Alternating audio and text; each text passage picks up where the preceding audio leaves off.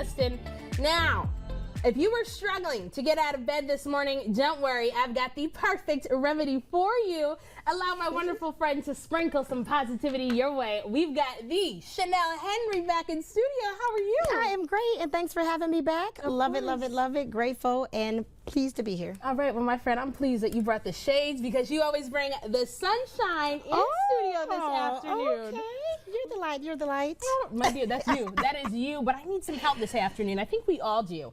Because I want to talk about the fear of missing out, that FOMO that we all get from time to time. Yes. Because all summer long, Shanell, there's events happening left, events happening right, and it's hard to support everyone when you literally can't be everywhere at the same time. Have you ever felt that way?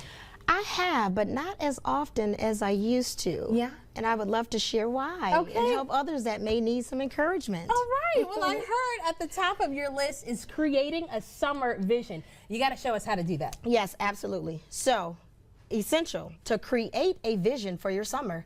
What do you desire your summer to even look like? Yeah. Creativity, connection, rest, adventure, or even a mixture. Create a menu and you go with that flow. That helps to balance and prioritize, and you won't feel so bad when something comes up and it doesn't align with your summer goals. Okay. So that's one way. I like that. Creating a summer menu. Now, can I tell you what was on my menu is definitely connecting a lot with friends.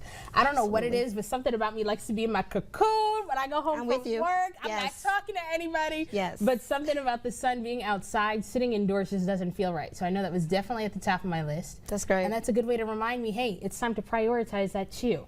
Absolutely. Now I have to say, we are nearing the end of July. Is it a little too late to start working on this? Absolutely not. The end of summer is September 22nd. Okay. So please embrace summer. We still have over a month to go. Okay, you know, Nicole would love to hear you say that, so we still got more time to go. Now, something you also mentioned was scheduling unplugged days. Now, what does that mean and how do we do that? Absolutely. So I brought a calendar here. This is for August. It is so important that you schedule unplugged days. As you can see here, the 22nd through the 24th. Shanell is unplugging. Shanell Unplugged. Here I have Shanell Unplugged. And there will be more, but when you're intentional to leave gaps in your calendar, it helps you to get that rest when you unplug. And rest is always added value for your life. We need rest. It helps us to recharge, and it also lessens the anxiety of us worried about guilt to what we cannot make. Be okay. You cannot make it. You can't make everything all the time and be everywhere. That's right, absolutely. When you schedule that unplug, you allow yourself, like you said, to rest, to recharge, and really soak up everything it is that we plan. Yes. And can I just say, it sounds like you have an adventurous summer. Fishing, tubing, concerts. So can I add that? I'm glad you mentioned it. Get around some friends who are adventurous. So my calendar is about rest, connection, creativity, and adventure. So I connected with my girlfriend. We retired together, and I went fishing the other week. It was so exciting. My second time going fishing that I can remember. And my first time going tubing will actually be next week, but I'm also going in August. So I'm excited. Get around some people who will encourage you to do something adventurous that you're not used to. Okay. Well, I am used to a concert, but I definitely need a friend to go with, so that's where we're going to go. I'm booked on the 9th, everybody. That is also, I won't call it unplugged, but we're plugged. We're plugging in. Plug it in. Now, how do we rank energy and impact? How does that work? So I think it's important that you look at whatever opportunities that come, whether it be an event or whatever opportunity. Is it going to drain me or energize me? So rank that. Is it going to drain me or energize me? And then you choose, of course, hopefully the one that will energize you. And then the impact. Will I even value this event? Will I even remember it?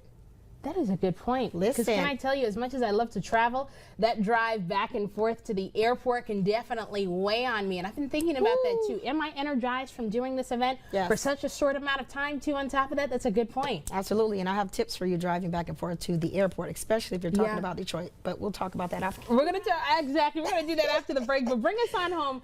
Tell us, how do we embrace and process the moments? Whatever event or opportunity that is coming up this summer, based on you booking out your calendar, go all in with those events.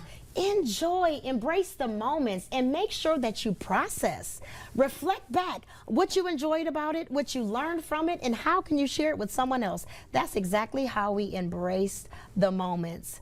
live, enjoy, and share it with others. Absolutely. Shanell, thank you for sharing these tips with us. You always have the right words to say at the right moment. Take a look at your screen. Let me tell you, Shanell's got a lot more motivation where that came from. And even with a few weeks left of the summer, we can all implement these tips. But until then, I'm going to keep these shades and embrace the rest of Studio 10, because don't go anywhere today.